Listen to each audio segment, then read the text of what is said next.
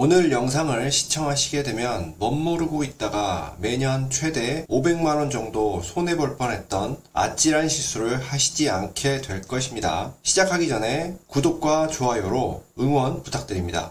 안녕하세요. 여러분에게 정부 지원금과 복지 정책을 알려드리는 남자 정복남입니다. 오늘은 정말 큰 소식을 들고 왔습니다. 무려 24년 만에 예금자 보호 한도가 상향될 가능성이 높아지면서 금융권 전체가 초비상이라고 하는데요. 은행 예금을 가진 모든 분들이라면 이번 변화가 나에게 어떤 영향을 미치는지 꼭 알아두셔야 합니다. 소중한 돈을 안전하게 지킬 수 있는 방법, 오늘 영상에서 자세히 알려드릴 테니 끝까지 시청해주세요. 그럼 지금부터 본격적으로 시작하겠습니다. 먼저 예금자 보호라는 게 무엇인지부터 간단히 설명드리겠습니다. 우리가 은행이나 저축은행, 신협 같은 금융기관에 돈을 맡기면 그 돈은 금융기관이 관리하게 되는데요. 만약 이 금융기관이 갑자기 영업을 중단하거나 파산해서 예금을 돌려줄 수 없는 상황이 생기면 큰일 나겠죠. 이때 예금보험공사가 등장합니다. 예금보험공사는 평소 금융기관들로부터 받은 보험료로 기금을 만들어 두었다가 문제가 생긴 금융회사를 대신해 예금자에게 일정 금액까지 보상해주는 역할을 합니다. 이걸 바로 예금자 보호라고 하죠. 현재 우리나라의 예금자 보호 한도는 금융회사 환고당 최대 5천만원입니다. 이 금액은 1997년 IMF 외환위기 때 정해진 이후로 지금까지 유지되고 있는데요. 그런데 지금 정부와 국회에서는 이 한도를 1억 원으로 올리려는 법안을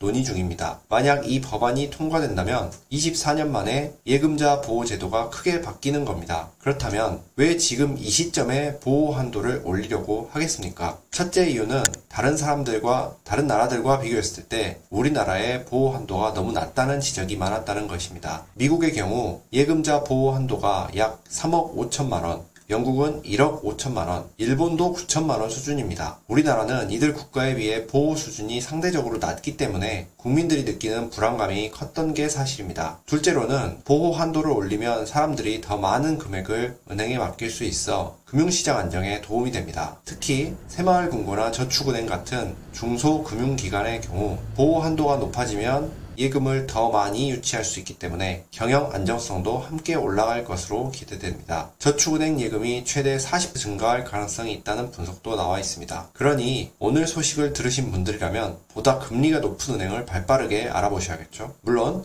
보호 한도를 올리는 것이 모두에게 좋은 일만은 아닙니다. 우리가 반드시 주의해야 할 몇 가지 문제도 있습니다. 첫째는 보호 한도가 높아져도 대부분의 예금자에게는 실질적인 혜택이 그리 크지 않다는 점입니다. 금융위원회에 따르면 현재 우리나라 예금자의 97% 5천만원 이하의 예금을 보유하고 있다고 합니다. 즉 보호 한도를 1억 원으로 올려도 직접적인 혜택을 받는 사람은 나머지 3%에 불과하다는 얘기입니다. 결국 보호 한도를 올리는 것이 소수의 고액 예금자들에게만 유리한 제도 변경일 수도 있습니다. 두 번째로는 보호 한도가 올라가면 금융기관이 예금보험공사에 더 많은 보험료를 내야 합니다. 그리고 이 비용은 금융소비자들에게 전가될 가능성이 높습니다. 예를 들어 대출 금리가 올라가거나 예적금 금리가 낮아질 수 있는 거죠. 결국 보호 한도 상향이 모든 소비자들에게 이익이 되는 것은 아닙니다. 세 번째, 도덕적 해이 문제가 발생할 수 있다는 점도 걱정입니다. 예금자 보호가 강화되면 소비자들이 은행의 안정성을 고려하지 않고 고위험,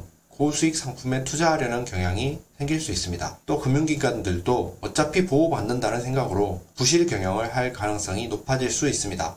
이런 점들은 금융시장 전체의 건강성을 해칠 수 있는 요인이 되겠죠. 그렇다면 이번 보호 한도 상향이 실제로 통과되면 우리에게 어떤 변화가 생길까요? 가장 큰 변화는 저축은행이나 신협 같은 중소금융기관의 예금자들이 더 큰 안전망을 가지게 된다는 점입니다. 예를 들어 현재는 저축은행 A에 5천만원, B에 5천만원씩 예치하면 두 곳 합쳐서 겨우 1억을 보호받을 수 있지만 보호 한도가 1억 원으로 올라가면 저축은행 A에서 1억 원, B에서도 1억 원 이렇게 보호받을 수 있습니다. 따라서 여러 금융기관에 예금을 분산해 맡기는 전략이 더 효과적이 될 것입니다. 저도 그동안 안전하다고만 생각해서 1금융권 은행들의 예금에 두었었는데 이렇게 보니 저축은행이라도 금리만 높으면 보호가 되기 때문에 큰 은행을 굳이 고집할 필요가 없다는 생각이 듭니다.